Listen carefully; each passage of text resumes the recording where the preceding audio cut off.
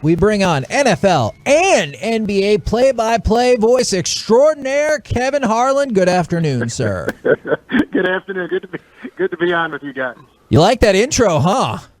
Well, very nice. Those kind words are always appreciated. You had a little snippet there of Super Bowl 54, and I was on with the San Francisco station about an hour and a half ago, and I was saying about with 7:30 remaining in the fourth quarter last year in Miami, I started circling what I thought were the big notes for the Niners, so I'd get ready for my big conclusion in a San Francisco 49er Super Bowl win. And then Mahomes throws that long third and whatever it was pass to Tyreek Hill, and then the avalanche started, and the Chiefs came out of no place and showed life and did what they do so often. Great spark, terrific striking ability, and they won that game, and I know they're going to be thinking about that when they go into the game against Tampa Bay here in a couple of days down in Florida. Now, putting aside just the Super Bowl resumes, we're probably going to get in this tomorrow. Is Patrick Mahomes already like the most dangerous quarterback you've seen? Is it Aaron Rodgers, Peyton, Marino? Like, where do you think it stacks up just in terms of, oh my God, if they have the ball in their hand, I'm concerned? Yes, I would agree with that. He's 25. He's done more in his few years starting in this league than any other quarterback before him. He's been a league MVP. He's been a Super Bowl MVP.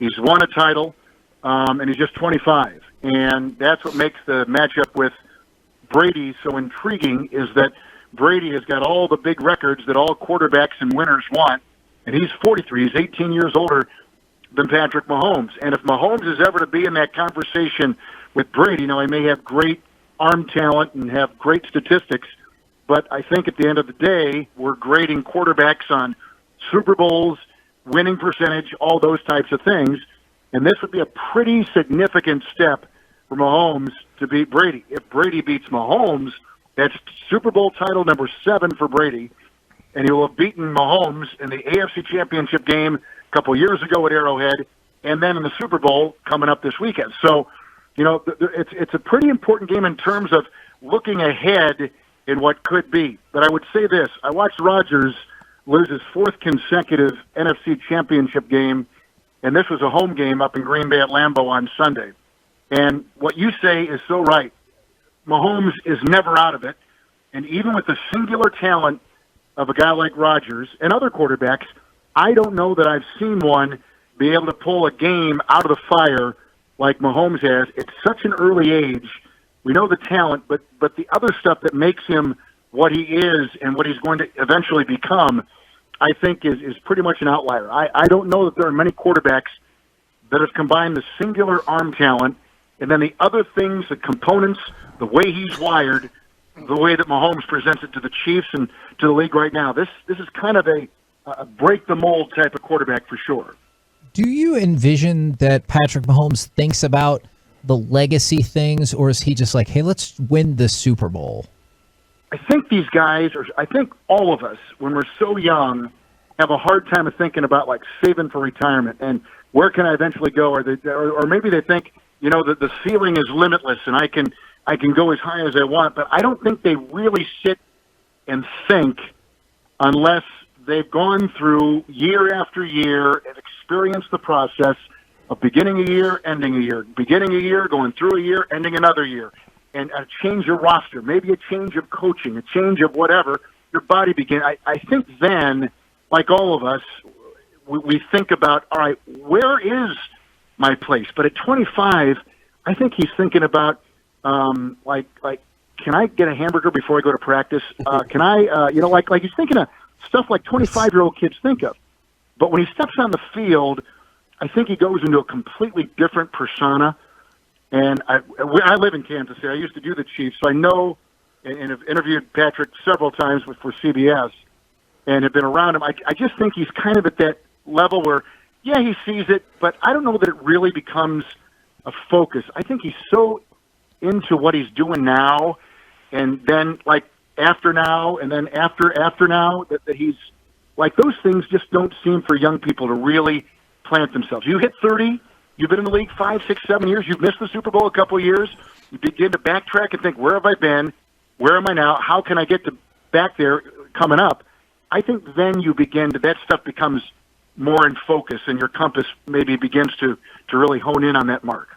My favorite play-by-play man right now, Kevin Harlan, joining us on the K&C Masterpiece on 105.3 The Fan. And with all this offensive firepower from Mahomes and Brady and everything that both of these teams have offensively, do you think that this game is going to hinge on an offensive play or a defensive play? Because I got to imagine for you this is exciting looking at the matchups with these offenses versus the defenses on each side. Yeah, no, exactly. And I have a feeling that the defense that Mahomes will see, like one of the big headlines to me is, how are these teams different from when they met in Week 12 and the Chiefs were just statistically off the charts? Mahomes had 470 yards or 69 yards, and Tyreek Hill had 269 receiving yards and had 208 after one quarter. But this is a completely different Tampa team. They had the break, came back, they won 7 straight games. And Brady looked different. The defense looked different. Now the defense has gotten guys back. I did the game that they won on the road against the Eastern champion Washington football team. I did them last week at Lambeau when they beat the number 1 seed in Rodgers when Brady threw 3 interceptions. And then, of course, we know the week before they went on the road and took on New Orleans, who they lost to decisively twice in the regular season. And they crushed Breeze, and they beat the number 2 seed and Breeze in the Superdome. So, this is a different team now that I think it feels like defensively we got all of our parts back. They got Vea back on the defensive line, part of the number 1 run defense. They're getting the probable defensive rookie of the year, if you're not talking about Chase Young and Antoine Winfield in the secondary. And they've got all these other guys back. Shaq Barrett is back. Devin White is back. All these fast players are back. I don't know if there's a defense right now built better to handle the quick twitch offense of the Chiefs than what the Buccaneers will present. And we've seen it against good quarterbacks 2 weeks in a row, Breeze and Rodgers, and I think they'll do a good job against Mahomes. I have a feeling defensively, and while we know the quarterbacks will put their fingerprints on the game, there will be a definitive defensive play somewhere along the line that we'll point to and say that play was one of those plays that you could really point to as game turning, quarter turning, momentum turning, whatever. But it may. I do think a defensive player will be heard from in a game that right now is headlined by great offense and historically good quarterbacking. Boy, I love what you're talking about, Kevin Harlan, and the thing that concerns me hoping the Chiefs win this game, just as a fan of Patrick Mahomes, is having Eric Fisher out. So you talked about all that defense, and then the Chiefs' offensive line is going into the game having to kind of make up for at least the loss of Eric Fisher a week or so ago. So you talk about how you feel they're going to be able to protect Patrick Mahomes so they can hit those big plays down the field. Man, that's a great point. They lost their starting guard from last year, Tardif, who got his medical degree and is a Canadian and is up in Canada treating COVID, so he opted out this year. So they lost the starter there from last year's Super Bowl. During the season, they lost their all-pro right tackle, Mitchell Schwartz, and then a blown Achilles in the game they just played against Buffalo, and they lost their Pro Bowl left tackle. So those in 1 year, they've lost 3 starters. And what a lot of these offensive lines are doing, is they're multiple training these guys so they can play different positions for scenarios just like this. So they took the right tackle, moved to the left tackle. They took a guy off the bench, they're going to make him a starting guard. They took the guard, made him a tackle. Like they're shuffling pieces. I don't know if that is what the NFL is coming to because of injuries and because of the need just for that versatility in alignment, and you're better at one position, certainly. But if you can play 2, you'll be better at your singular position, but be competent at the other. And that's kind of, I think, what they're hoping for. Remmers is going to move over to the left tackle. So no, there's a lot on the plate. It's different, and I don't think there's any doubt that you can. And we just saw Bakhtiari leave at Green Bay, the best left tackle in pro football. And they put in another guy, Billy Turner, who's okay, but kind of a journeyman through his career, better suited as a guard, okay as a tackle, and the Buccaneers exploited him in Lambeau last Sunday. So, there's something to be said about what you just said. And I think that clearly, whether it's another tight end, another back to chip, it's going to be a lot of stuff that they're going to have to be creative with to protect Mahomes. who, as we know, is better on the fly on like secondary reads and the secondary part of a play, reaction parts of a play, than he is maybe with the play that is set in the pocket and throwing. He might be better on the move and making things happen when everything is scrambled and mucked up. Kevin Harlan joining us on the K&C Masterpiece on 105.3 The Fan. This isn't necessarily a football question, nor is it an NBA question, but it's a play-by-play question, because I know you've had a different bit of a year. I know I saw you were calling some games from the basement. You've done this thing a little differently, but I've always been curious. You have maybe two of the most amazing clips of calling something that was happening on the field that wasn't related to the sport. That's the black cat and the amazing drunk man that was on the field as well. Whenever those kinds of things are going on, do you realize, this is going to be gold whenever I call this play-by-play? No, I think about, have I overstepped my bounds, and am I going to keep my job when the game is over? I'm more concerned about that. But both those situations, they were on the field, and the play was stopped specifically because of those situations. And the drunk, he ran right through the slot receiver's position as Case Keenum was going to get the snap for the Rams.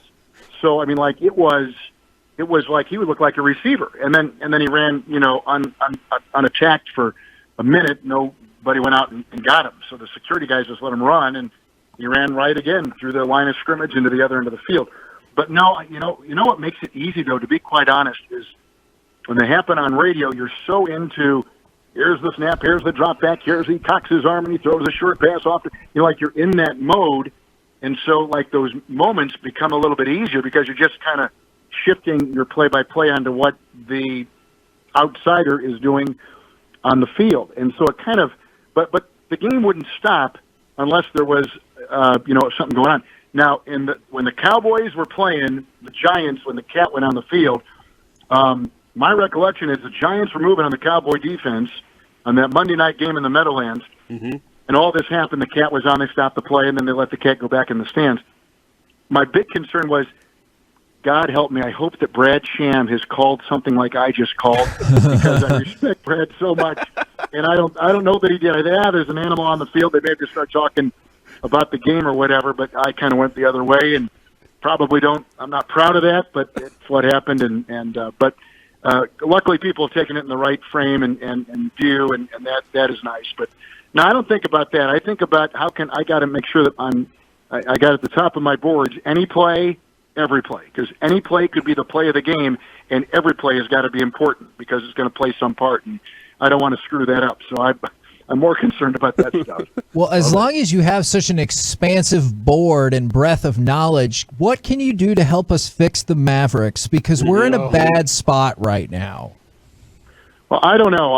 That was one of my teams that I had kind of circled before the season, and I haven't seen them in person yet. We haven't done a Mavericks game. I think I got one coming up against Philadelphia here in a couple of weeks.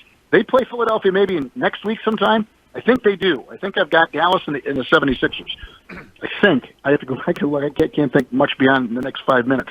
But I think that they will pull themselves out of it. It's going to be a weird year because of load management. I mean, we're just kind of beginning. We're only a quarter into the season. There's so much to be played. 10 teams are going to make it from the conferences into the playoff picture, so you can play your way in. Coaches, teams, even if you've been sluggish out of the gate, I still feel like you can say, we can reclaim this season.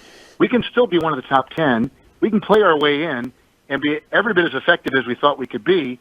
It's a shortened season. It's a weird year. It's just nothing's normal about this basketball season, and I don't know how much I'm going to read into it, really. I think until teams are full force and have what they think they have and are what they think they are, I have a hard time judging. Utah was the number one team in the Western Conference until they lost last night at Denver.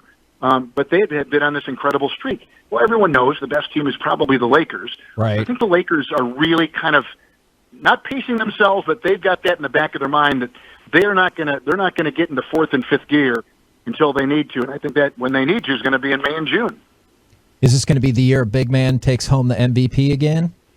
Could be. We got two of them right now, Embiid and Jokic, who are just Jokic is averaging a triple-double. In fact, I don't think he's had a game where he has not had a triple-double. I mean, he is unbelievable. The problem is he plays in Denver, and they're so overshadowed by the two LA teams, Luka in Dallas. Like there are just other things that are probably kind of overshadowing what he's doing. But let's face it, they were in the Western Conference Finals a year ago, and he has been magnificent, historically good start, historically good. We've only had a couple players that have averaged a triple-double in a season, Oscar Robertson and Russell Westbrook. So, like, what he's doing at the center position, double digits in assists, like, this is unheard of. But it shows you the evolution of the big man and how he is and he doesn't care about the numbers. I've been around him. I've talked with him. He's come in our room when we've done games on site, like 40 minutes before a game. He'll sit down and talk with Reggie Miller and cross his leg and act like he's getting ready to go have a barbecue dinner. Like he's so relaxed and so in tune and just like so into it that he doesn't need to get hyped up. He just plays his game, and he doesn't force it. It's just what's ever available. So he's remarkable. And then Embiid has benefited so much from Doc Rivers and really has got, I think, a new view on the game, and that's very gratifying to see. So we've got two big men that are really making headway in that discussion. I'd love to see it. I love LeBron. LeBron is always in that discussion, but certainly Jokic, who we have on TNT. We've got Denver and the Lakers Thursday night on TNT. We've got probably two of the top three names in the MVP conversation this early. And then we'll throw in Durant, although the Nets are not playing all that well. But Durant's got to be in that conversation too. Those four names are four guys you can, I think, bank on going the rest of the way. Well, we appreciate the NBA insight. Obviously, looking forward to this weekend with the Super Bowl, and always love having you on, Kevin.